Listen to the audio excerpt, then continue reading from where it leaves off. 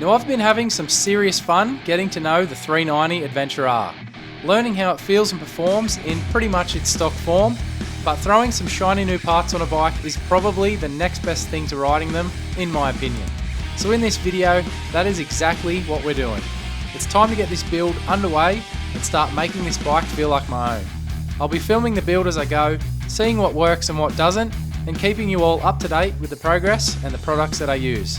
So be sure to check the video's description at the end of this video if you want to grab any of the items I use along the way. Alright, let's get into this.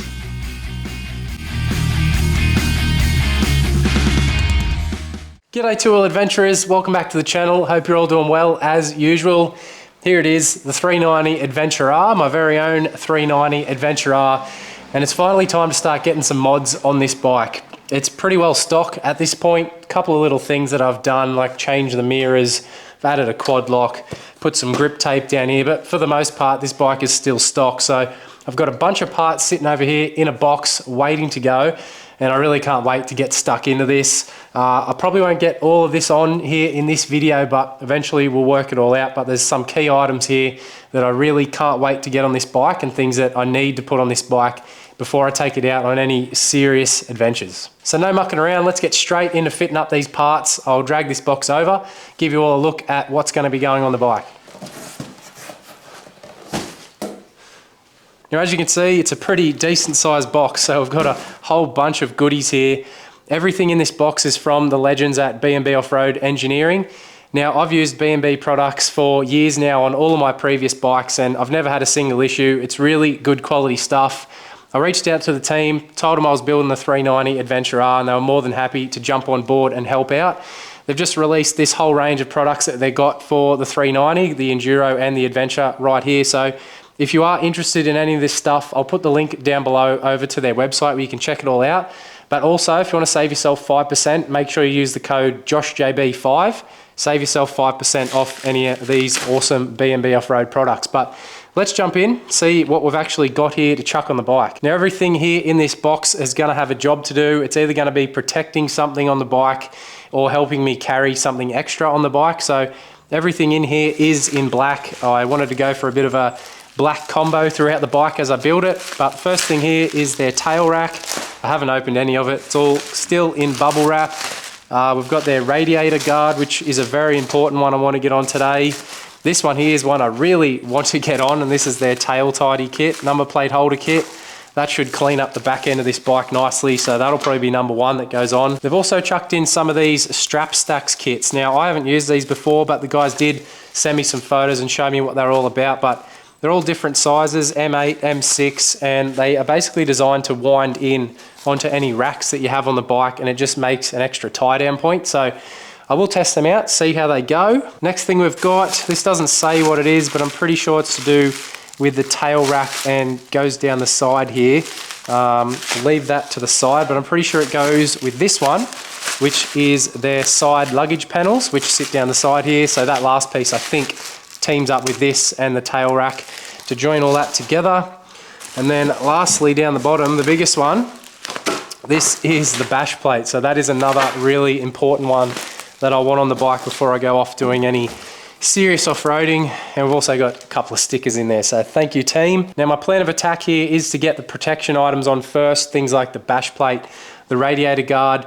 Then I want to get that tail tidy on because that'll make the bike look absolutely amazing. And then all of the luggage extras, I'll put them on last. Now as you've seen, there was a lot of stuff that come out of this box. Now all of these things add weight to your bike. I'm not exactly sure if I weighed that whole box what it would weigh, but it is all extra weight that you've got to carry on this bike. So I'm keeping in mind that this is only a 390cc engine, and I don't want to weigh this bike down any more than necessary. Now I've been guilty of it in the past, of putting things on bikes that I've built that I don't really need, and it just adds extra weight to the bike and weighs you down. See a lot of people out there definitely doing it with throwing things on the bike that they probably don't use all the time, probably don't need to be there.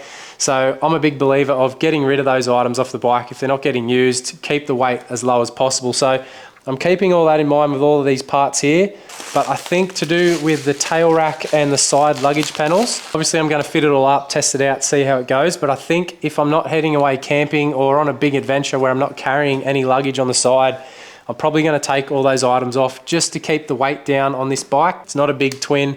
It's not going to be able to cope with adding a whole heap of weight, and it'll just slow it down. So that's what I'm thinking here. Going to use it all, test it all out just fine, but make sure you keep in mind when you're building your own bike, just like I am here, everything goes on for a reason. If it's not there for a reason, if it's just there to look cool, I guess, then you don't really need it. Some things you can get away with, like the tail tidy. I don't need that, but I'm very happy to put that on there because it's going to make the bike look awesome. So there are some things where you compromise on, but just make sure you keep in mind the weight of your bike. Don't throw too many things on it, especially if they're not going to be getting used all the time. But all that said, that is everything that I have here. Time to jump in, start getting all this fitted up and change the look of this 390.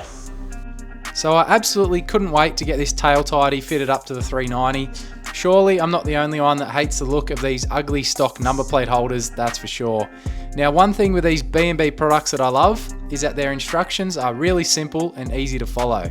So even if you've never done anything like this before, you should be able to follow along and do some sort of DIY if you do want to. All I had to do was undo everything holding onto the old tail assembly so I could remove that, including disconnecting some of the wiring around the indicators and the tail light. Then I needed to remove the indicators and the tail lights themselves so they could be fitted to the new tail assembly. Now, if you decide to do this yourself, make sure you mark your left and right indicators before you remove them. It'll just make the job a lot easier, and you don't want to mess that one up, that's for sure.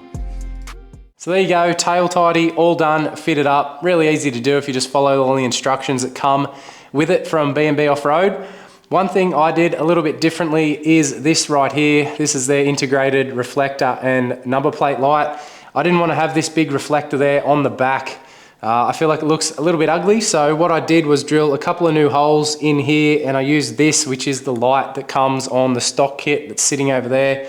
I feel like it looks a lot neater than having this bright reflector in there instead, so it's just something I did a little bit differently. If you want to do it, that's completely up to you, but it comes with everything in the kit to use this. One bonus with this also was I just had to use the original wiring, so I didn't have to use these cables here and crimp them together or anything like that, but that's just me. Maybe you want to have that reflector on there, but each to their own. Now it's time to move on to the next project. I'll probably do the radiator guards first, and then we'll have a look at that bash plate and see what I can do there. But tail tidy looks awesome. I love the way it changes the look of the bike. Wish it was on there sooner, but it's all done now. On to the next. Now the radiator guard was a nice simple install. Basically, you just need to undo everything holding onto that original guard and then remove it. Then the B&B guard basically bolts back on using the same bolt holes. Except there are a couple of extra mounts at the bottom end of the guard, which do add some extra support and protection as well. But again, the instructions here were nice and detailed, so it was really easy to figure out. It looks cool, and it should protect the radiator a lot better than the original one. Next, it was time to open up this thing of beauty, the bash guard. Now this would have to be one of the most important items to any adventure or off-road bike. If you bottom out on something hard enough with a stock bash guard, you're most likely going to be having a bad day. I'd hate to be stranded with a cracked engine casing on the side of a track, so a proper bash guard helps protect the very important underside of the bike. Just like this one, most stock bash guards are only really good for stopping small stones or rocks, so you really want to make sure the underside of your bike is protected the best way it can. So while I'm just taking off these components and mounts so I can get this new bash plate on, I did have a quick look to see how much extra weight this new bash plate is actually going to add. It's going to add around about 2 kilograms in total. The bash plate, the new bash plate, and all the components, bolts, everything, it's around about 3 kilos, maybe just a tad over. And everything that comes off and the weight that you lose that's already on here, it's about 1.3. So we're going to be left with about 2 kilograms in total, which is fine. As I said earlier, if you're going to put things on your bike, make sure it has a purpose if you're adding that extra weight, and a bash plate is something that I need. The stock one is so flimsy, if I hit a big rock, it's not going to protect anything.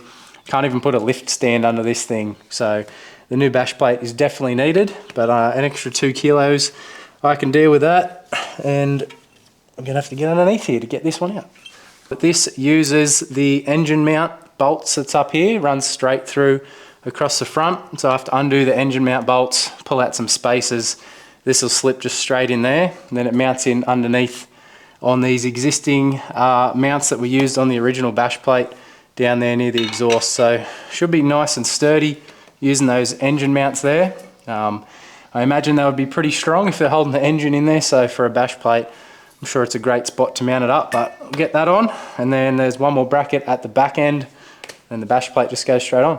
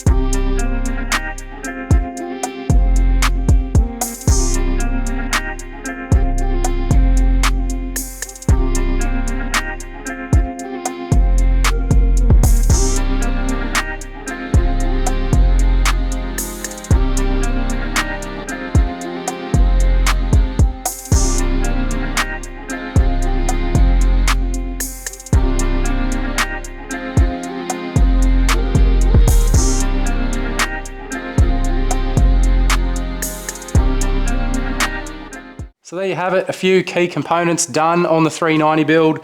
Bash plate and the radiator guard, very important on any off-road bike, and have that tail tidy done and make the bike look absolutely awesome. I'm really happy with that. It's always great using B&B off-road products. They always just work. It's really simple to install them with all their instructions, so couldn't be happier with how that went. I've got a whole bunch of other things down here on the ground ready to go, but I'm going to leave all of these items till another video. All these items here, which are these are their side luggage panels. This is their tail rack, and then these pieces here tie both those side panels and the tail rack in together, but I'll leave all these for another video. The next video will be all dedicated to carrying luggage on the 390 using these B&B off-road products. Now these side luggage panels work perfectly with Krieger OS bags. Now if you've followed the channel long enough, you'll know that I love all of my Krieger gear.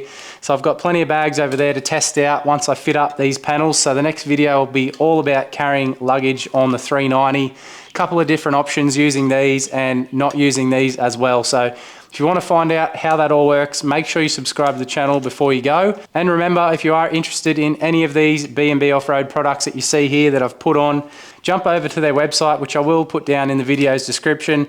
Check out all their range for the 390 and the Enduro 390 as well, or any other bike that you have. They do a whole range of bikes on there. So check out all their products. Make sure you use the code JOSHJB5. Save yourself 5% on all of the B&B off-road range. Thanks so much for watching this video. Be sure to jump down in the video's description, check all the links there and support all of my other partners. Support the channel directly if you want to. I have just opened up memberships on my YouTube channel. You can get early access to any videos that I put out, but don't feel like you have to. The videos will still be coming for free every Sunday that I put them out there, but it's just an option if any of you want to support the channel more directly. But thanks so much for watching. If you did enjoy this one, be sure to like it before you go. Ride safe on your own two-wheel adventures. I'll see you in the next one. Nearly missed the turn.